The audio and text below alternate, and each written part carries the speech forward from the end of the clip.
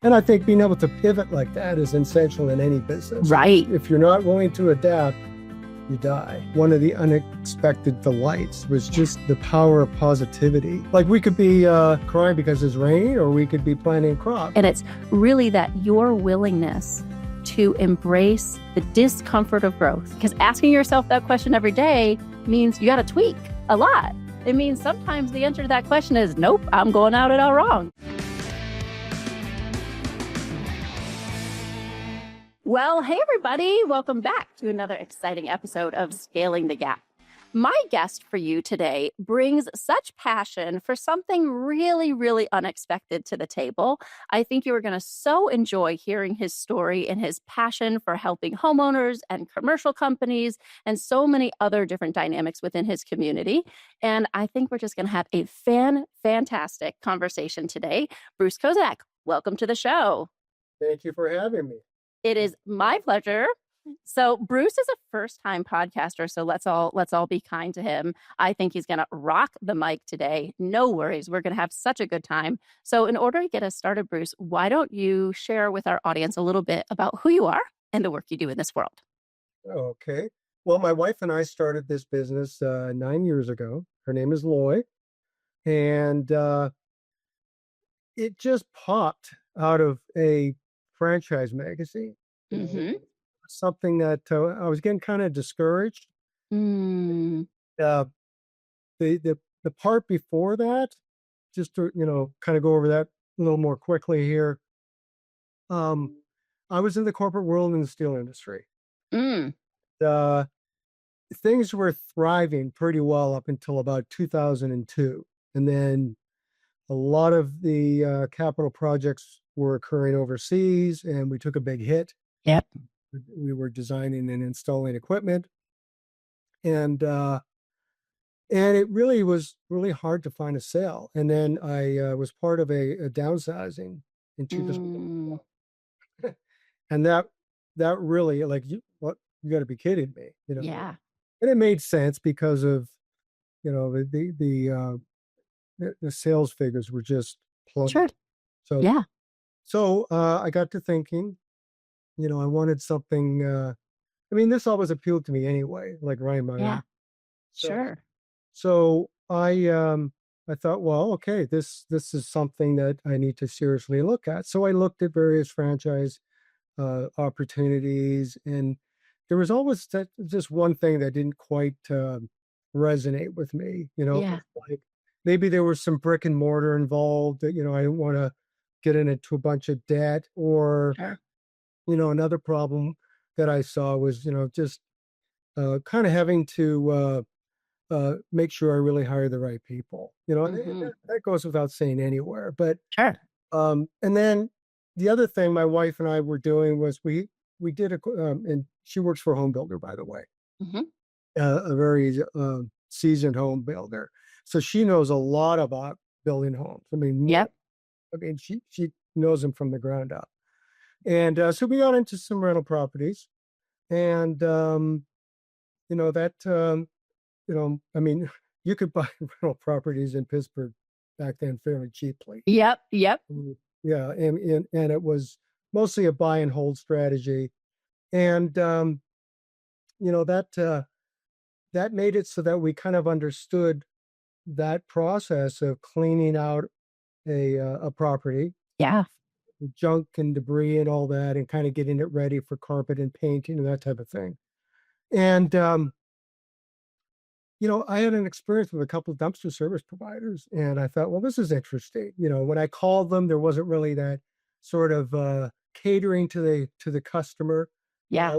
Like, yeah, what do you want? Sure. More of like a junkyard attitude, right? Like, take it or leave it. This is what we have for you, period. Right?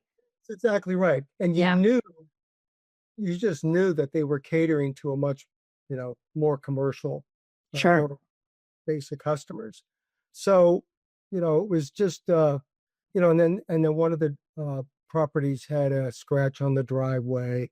So then I reflected back on that, when I was fast forwarding here now to 2012, when I got laid off. I was looking for something that kind of tied into some experience, and not having any preconceived idea about, there's a dumpster service provider out there. I just Sure. want to get into something that just wasn't in my wheelhouse, Yeah. like serving food or something like that. Right. So I wanted it to be industrial, or it's somewhat in that area. And then I was reading the franchise 500, I think it is, and it just popped out. It's like I saw this, I said, "That's it, that's it." And, Mm. and this process went on for 6 months. I Wow. oh no, can't do that one. And I came pretty close to a couple, and then I pulled out. And I thought, well, geez, I was getting kind of discouraged. They said Sure. all this, it didn't take much for Loy and I to decide that this was going to be the right fit. That's awesome. And the name of the company, for those of you who are listening on the airwaves and not seeing the shirt, is Been There, Dump That. Like, which is a pretty cool name. In the green room, Bruce and I were chatting about how sometimes people come to you just for the name.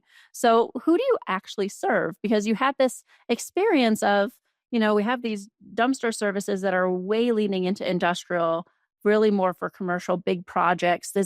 But you were looking for something that was maybe a little bit more consumer friendly, something maybe for those flippers, something for a little different. So, who is your demographic? Who do you serve?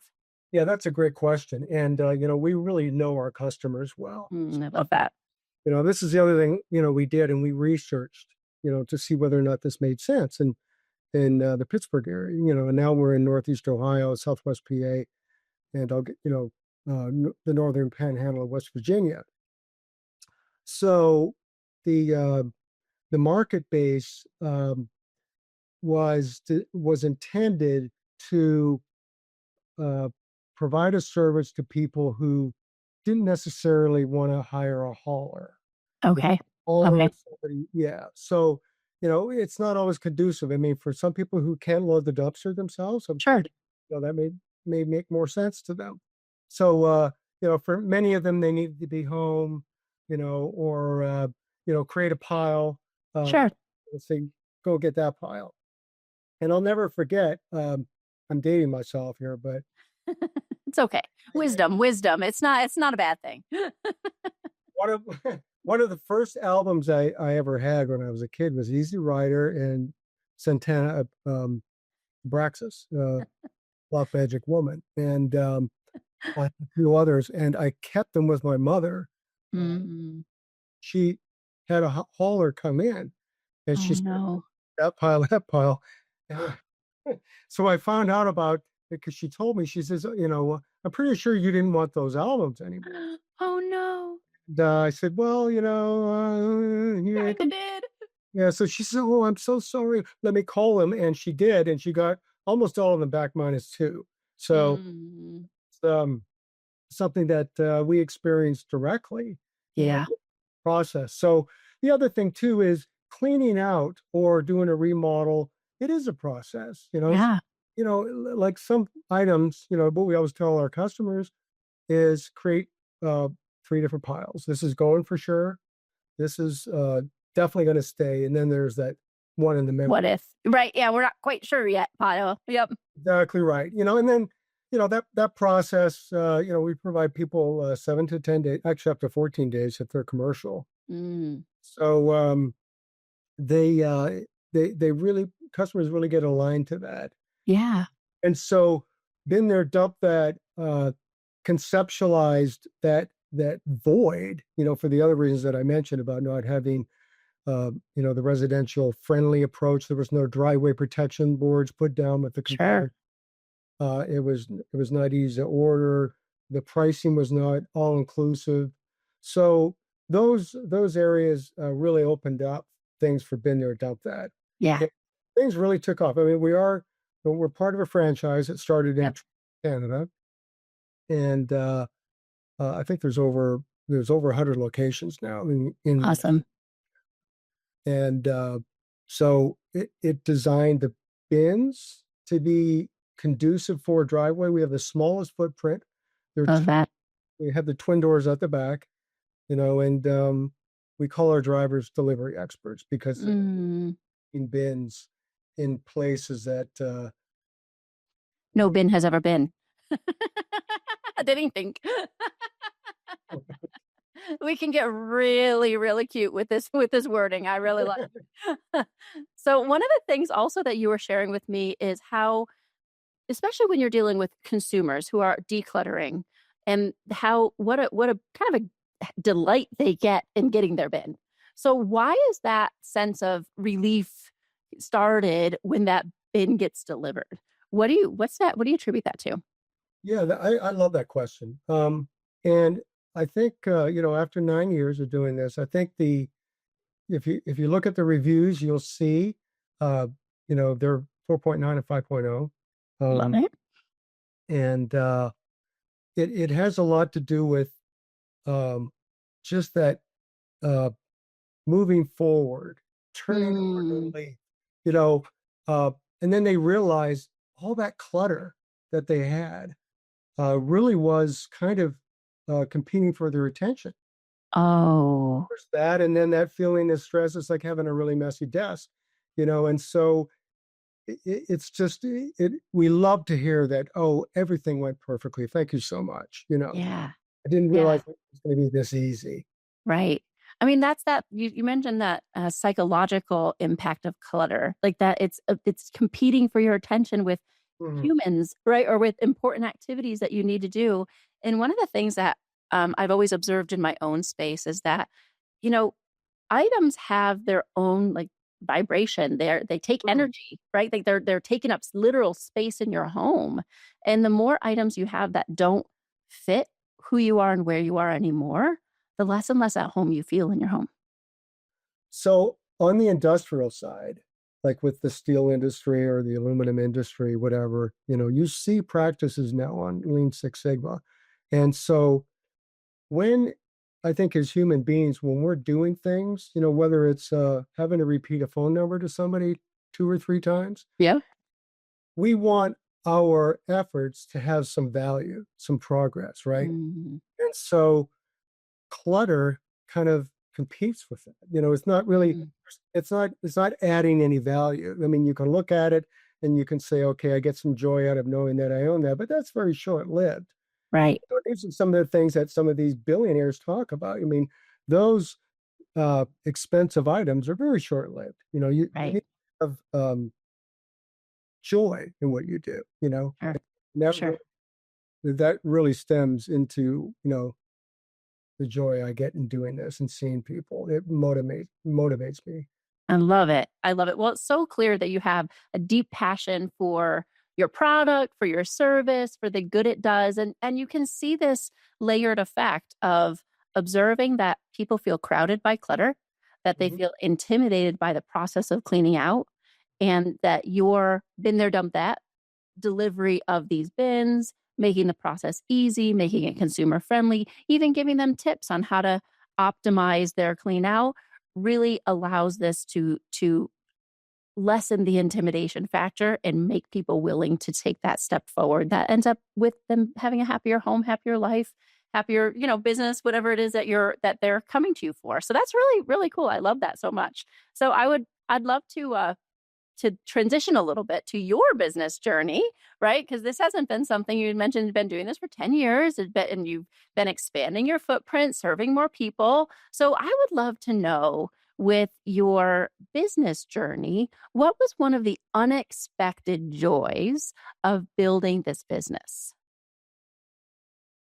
Well, I would say the energy that I draw and my wife draws from Mm, just the depth to which we really are required to take things in terms of really understanding and looking for a solution, not just an idea, yeah, but a yeah, solution. You know, yeah. and we love solving problems. And Mm, they the various uh, things that we do, helping people with their life changing events. yeah, That's very we get a lot of joy out of that. And yeah, also with the staff, and we follow the same ideal that Richard Branson, I heard him say this, train people well enough so they can leave, treat them well enough so that they don't want to. love that. so everybody in our office is learning all kinds of new concepts Yeah. all the time. Mm, And I know that they're really appreciative of that. yeah. I love that. That's that heart of continuous learning and making sure that you're in service, not just of your customer, but in service of your team, right? So I always teach our clients that as you build your business, first, of course, you have to get your customer base steady. You have to know how to attract leads, convert sales, all of those things. Yes, okay. But when you're building something more substantial, your personal customer number one needs to be your team, right? Because when you care for your team and you share those values and they live and breathe the same water that you're living and breathing and air and all that, then they will transmit it down, right? You talked about how your delivery experts, right? They're always friendly, they're always kind, like they understand what's at stake here. They're going to find that place where no bid has ever been before, and they're going to make it easy and all of those things. And that comes from you making them first, right? And it sounds like that philosophy really is a heartbeat of how you build out your team. Yeah. So that whole idea there is the like for example, the joy that we get in executing all of this is a uh, relative to the people involved. You know, Mm, drivers, whether it's the office, it's a process, yeah, and it was an eye opener yeah, because what we learned was people have different perspectives, they have different value judgments, sure. different different ways of looking at things. So it's important to understand that Yeah. because we can embrace that and we can find ways for people to be the best that they can be. And Mm, absolutely, it does transcend. It grows, whatever you want to say, exponentially, geometrically, whatever. sure.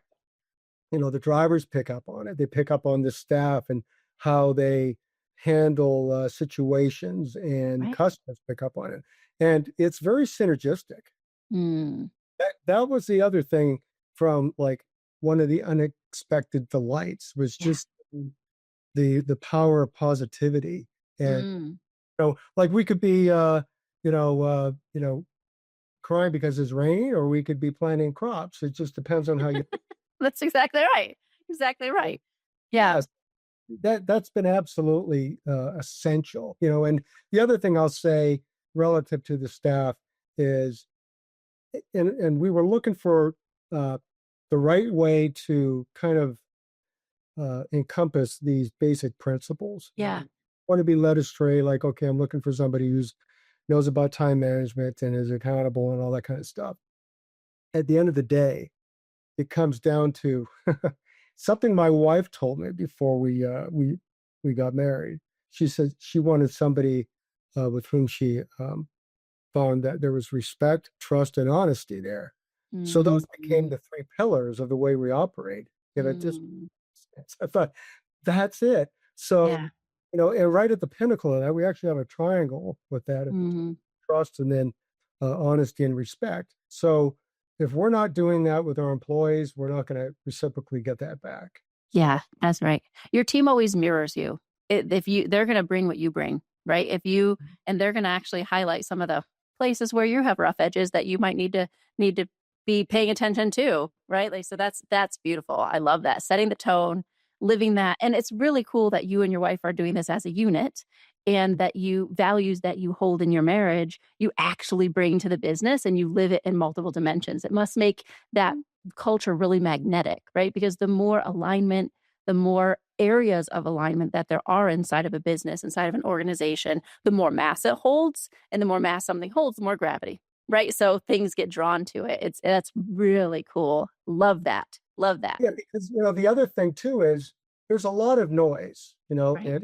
and especially when somebody is newer, they don't quite know what is the what is a key signal, Right. what's really important to know. And then so when we're able to kind of bring all that together after a number of years, and really kind of understand that, okay, we can tie in from some of our background, but a lot of it is just kind of learning by doing. But Right. it's so nice when you've settled in on the sweet spot, if you will. Yeah, beautiful. Well, with all those exciting learnings and openings and building of the culture and the finding joy in the human dynamic, whether it's with team members or even with your customers, I'm curious. Now we got to talk to the dark side a little bit. What was one of the unexpected struggles? What was incredibly hard that you did not anticipate being hard in the build out of the business? Well, kind of going back to what I was saying a little bit earlier about not being clear that Mm, it's differently. So, on the surface, it's easy to say, yes, I'm aware of that. But um, before you know it, you can get caught up in like, why are they not seeing this? mm, Way I do. And you have to accept that there's always going to be some level of separation there. And yeah, hopefully, you're looking for people who not only will fit in with your culture, but are expected to be more aligned and with the right attitude and motivated to be part of the team. And yeah, it took some turnovers, and for whatever reason, I mean, I respect that those differences are going to happen. And so, but that could be painful, at times, because now it's in particular with drivers, we didn't know a lot of things. We didn't know sure, how to screen for all that, sure. and now we're much better at it. So those are the types of things that were unexpected and definitely painful. Yeah, really painful. Staff changeover can be really, really hard, especially when you think you have it right and then you Mhm. don't, right? So it's the people show you who they are, you have to believe them. And Mhm. it means we're holding this picture of who we think they are, but then their actions don't match. And we're trying to make sense of the disconnect. And we have to just accept, no, what they're showing me who they are. And I have to trust that this is who they are. They're not a fit here, right? I always give my clients the advice, or all of our clients, that hiring is an iterative process, right? At first, you're going to be bad at it, right? You never did it before. You can use a best practice, but you yourself have to ask the questions, have to look for what you call those key signals early on to identify where is that most important trait? How is it lived, right? And you talked about how people don't always have the same perspective as you, right? They're looking at the same thing, but way over at this angle, and they see it wildly different than you do. And getting someone to move all the way to your perspective is super challenging and takes a long time, but giving them a new lens, giving them a Mm. new frame, showing them how to look at what they're looking or how to interpret what they're seeing, that takes skill and finesse, right? And they have to be having the willingness to have their eyesight adjusted a little bit, or else it's never going to go forward, right? That's that fundamental core components have to be aligned.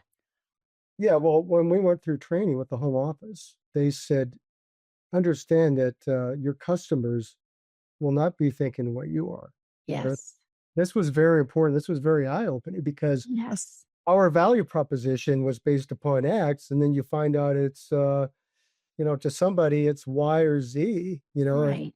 so we have to know our audience, we know our audience, and we cater to those needs, Yeah.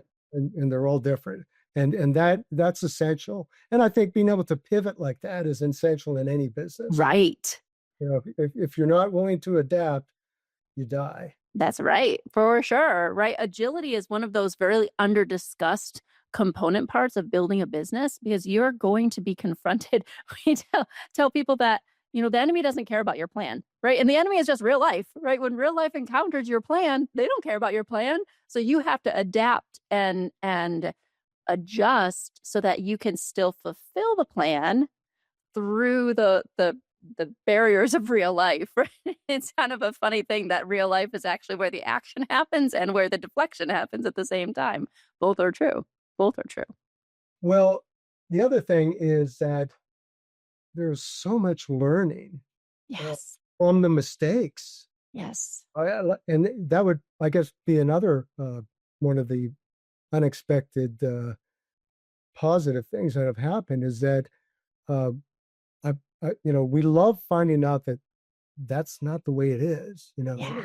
because now we feel, much more empowered and smarter. So Sure. Sure. Yeah.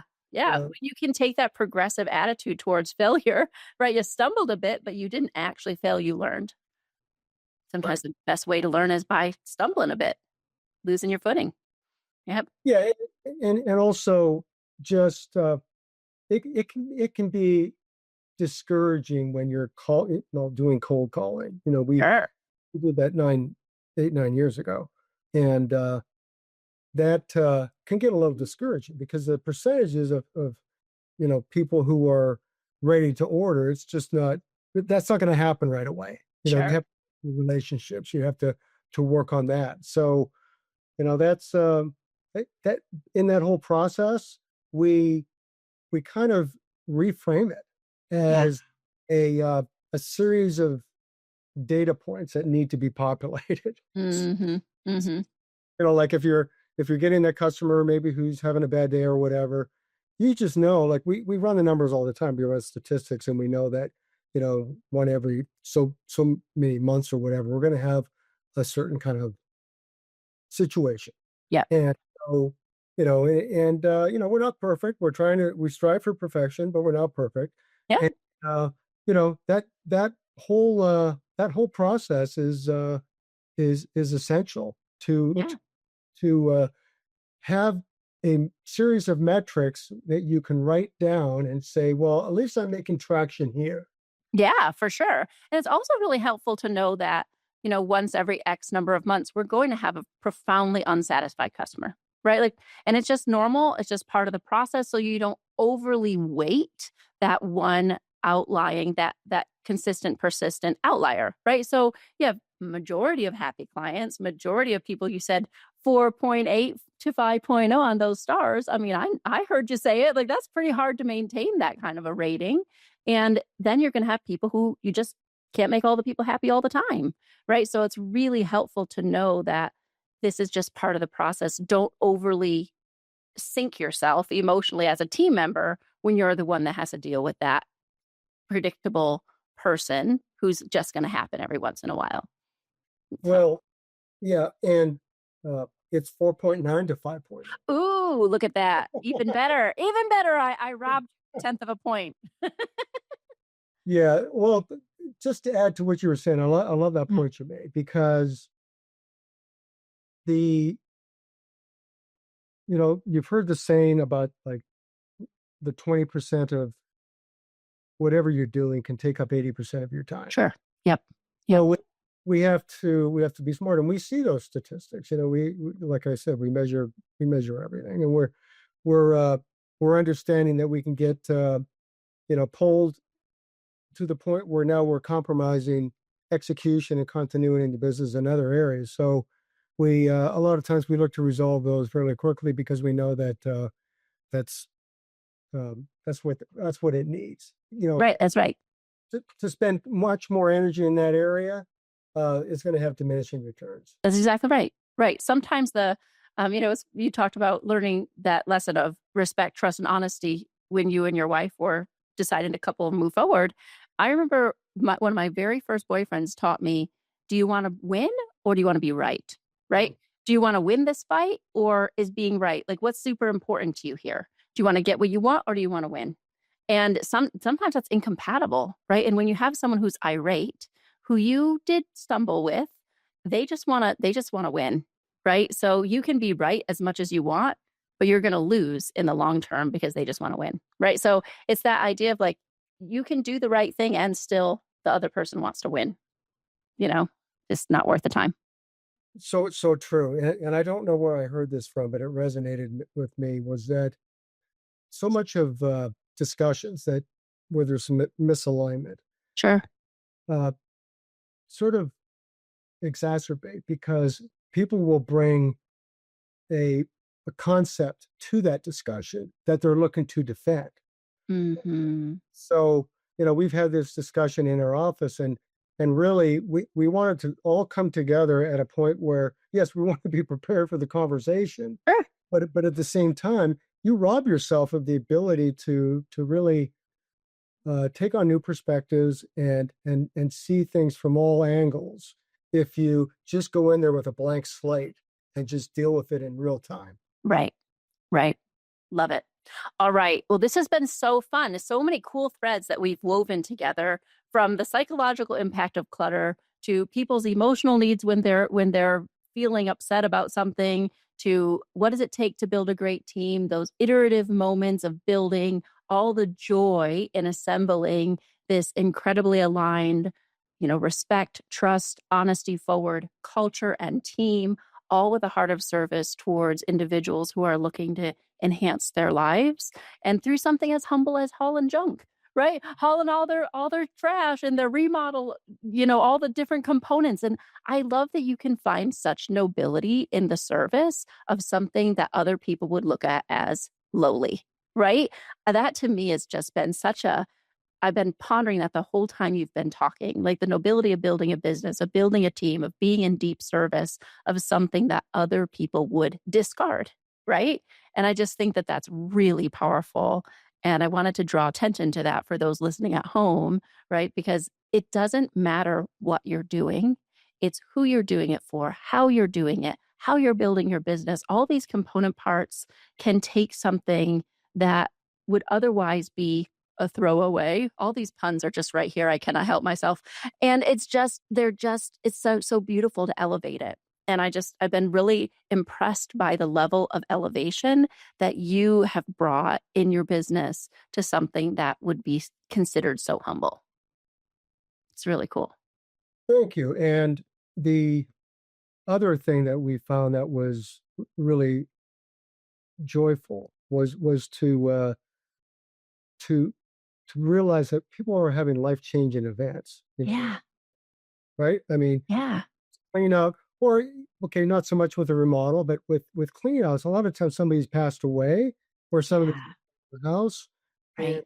so that whole process has been kind of overlooked as a like the fact that we can facilitate it and make it more Right. smooth lot is streamlined just makes it that much uh, more unexpected for the customers.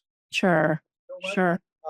Because if they have a problem with the execution of dumpster service when they're going through all these life-changing events, it can just throw fuel on the fire.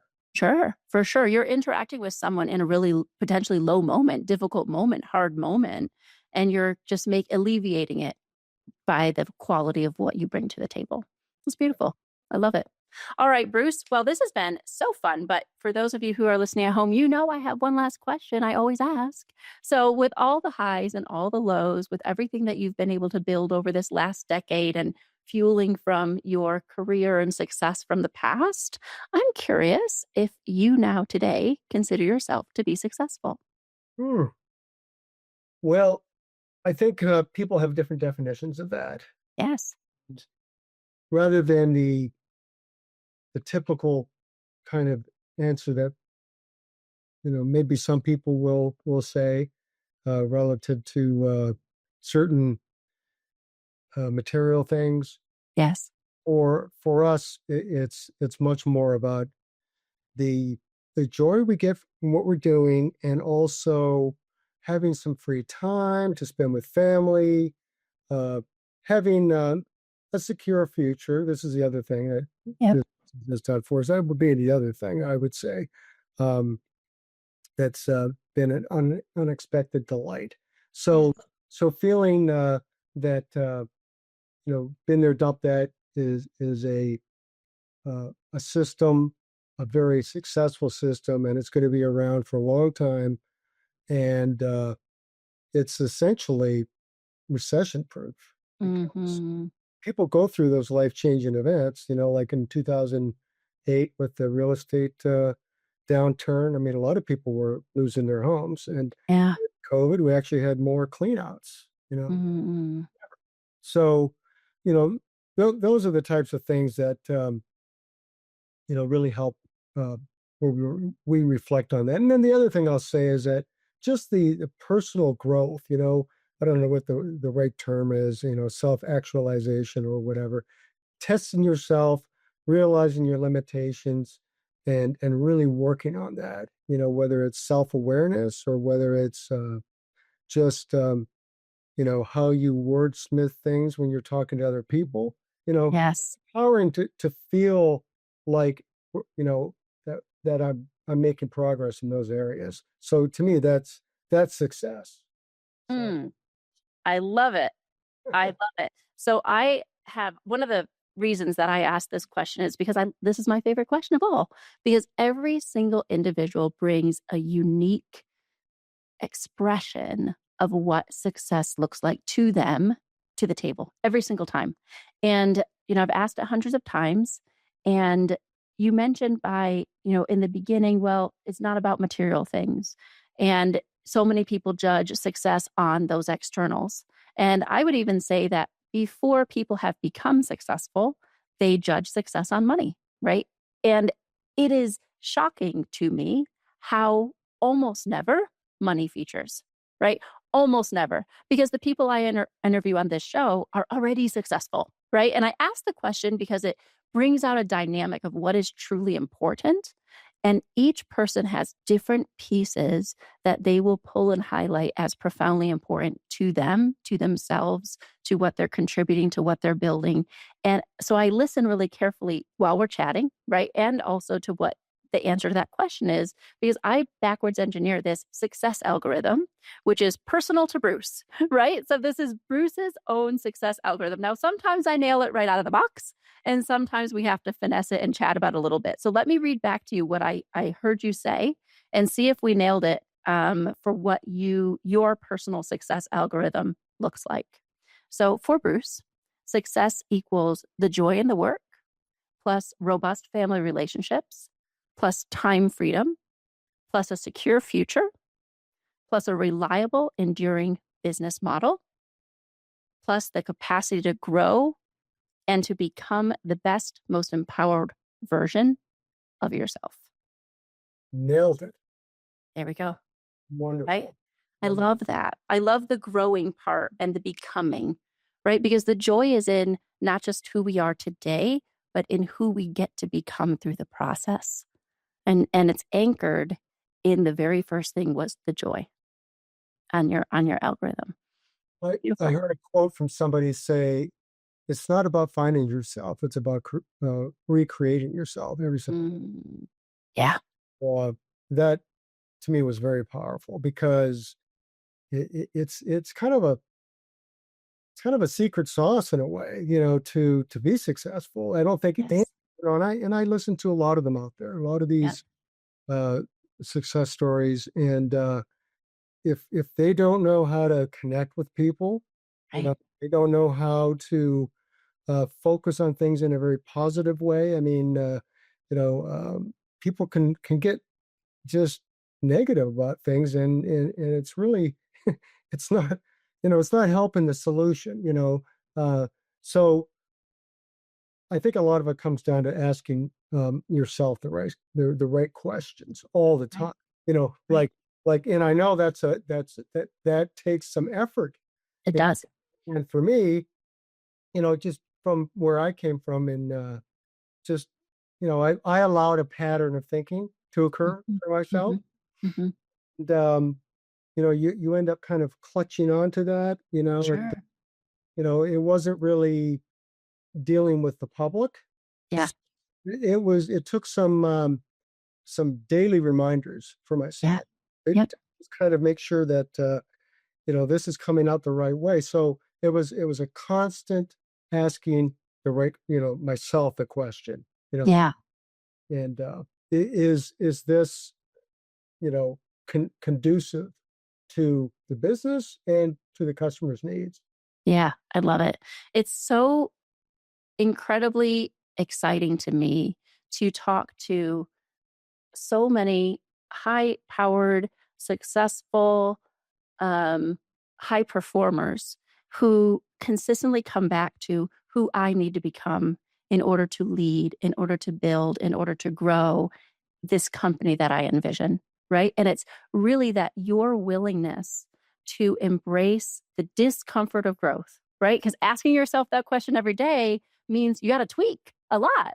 It means sometimes the answer to that question is, nope, I'm going out it all wrong, right? So those questions, it sounds subtle, but it is not subtle. It can be very confronting to have to be the one to adjust, right? To have to be the one to say, I need to sharpen my harsh edges, or I need to shift my approach. And it's one of those secrets of the most successful, that the self-leadership, internal capacity to know your gifts, to know your areas of weakness, to know where you stumble, and to be willing to boldly address both, is what really catalyzes that momentum into the next stage of growth. And it's a unsung part of the journey. And it's, to me, one of the most delightful parts, because in doing it for yourself, you're also modeling for your people what's possible for them. So cool. Well said. Yep. Well, Bruce, I can't thank you enough for being my guest today. You did a fantastic job, right, guys? You did a great job as first-time podcaster. We love it. So I just wanted to wrap up here with a couple quick little reminders that, really consider where you're going to use something from Bruce's business in your own life. Where in your work, where in your life, where in what you're building are you able to encounter people turning a new leaf, where they are decluttering their heart, their mind, their selves, or their spaces, to be able to become more of who they are? As a leader, as a bold, bright, ambitious business builder, you have the capacity to shape people's experience so profoundly. And I want you to really think about, what values are you consistently bringing to the table through your example, through what you talk about, through how you lead your business, that allow other people to be catalyzed to grow and to consistently become the best version of themselves. Because if you can do that around yourself, you're going to be an ultimate maximizer, and you're going to find that your business, like Bruce's, is magnetic, not only to the right team members, but to the right customers too. So consider that and tune in with us for the next episode next week. Bruce, in the meantime, if people want to get in touch with you, where can they find you? At BeenThereDumpThat.com. BIN there dumpthat.com. Love it. All right. Well, my friends, until next time, make it a powerful, powerful day.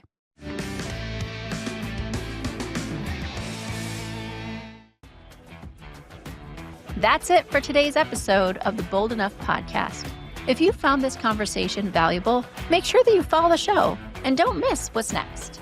We're going to keep having conversations about success that people usually avoid. I'm Madeleine MacRae. Thanks for joining me.